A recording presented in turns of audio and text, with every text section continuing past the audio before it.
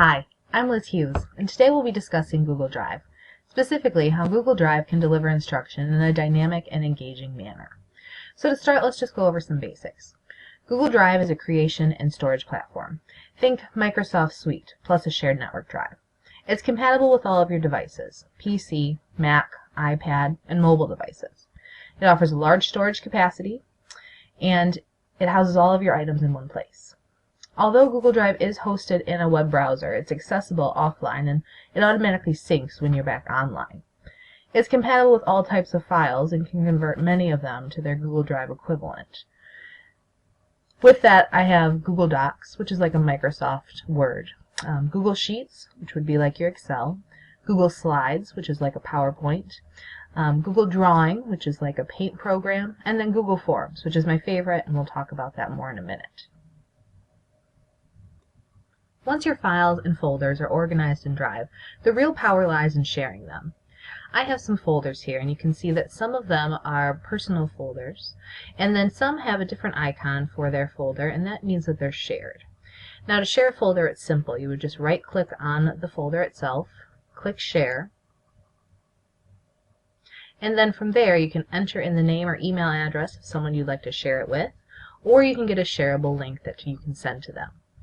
In both instances, you'd get to decide if you would like them to be able to view or edit anything in that folder. You can also do this with files.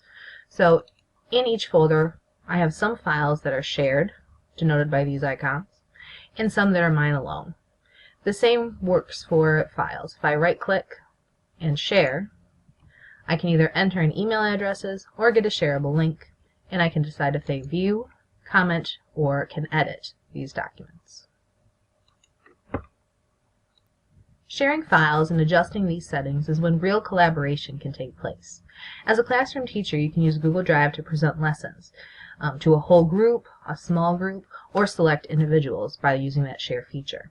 You can give assignments and even create assessments. Of all the features in Google Drive, this is the area I feel is the most powerful. So let's take a look at Google Forms. Creating a new Google form is simple. If we click on New and go back to More, we have our Google Forms option here.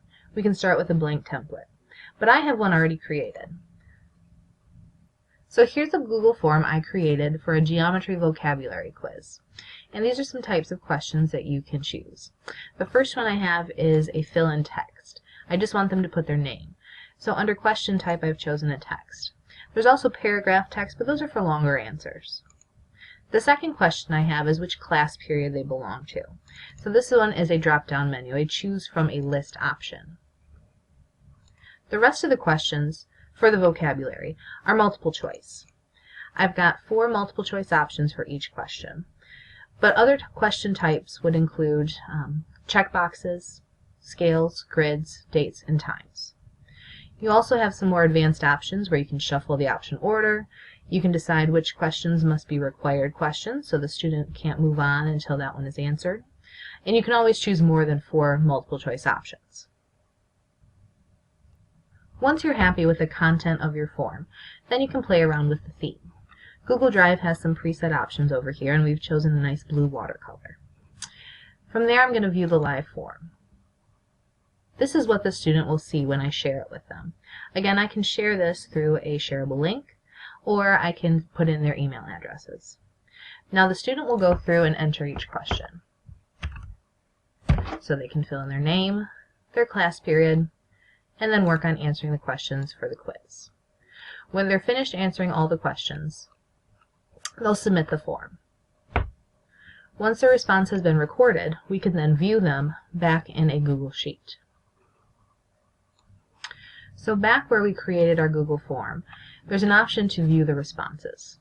When I click View Responses, a Google Sheet will open, and it collected all of the information that the students sent through their form. So I see here a couple responses.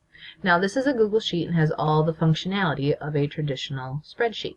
So I could go through and analyze this data on my own, or there's also an option to look at just the traditional summary by clicking on Form, Show Summary of Responses.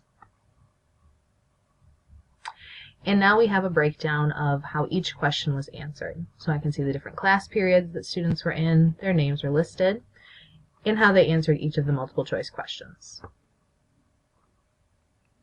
So this is the power of Google Forms. You could use this for formative and summative assessments.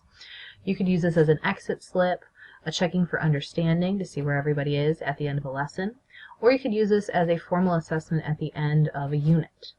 If you have something where you're making an assessment and you want to save that data for future use, we do have the option in this Google Sheet where all of the data is stored to save it as a CSV file. So we can download this as a comma-separated values file, and then it becomes compatible with any kind of data warehouse. So it could be stored there with all of the other types of assessments that your district has.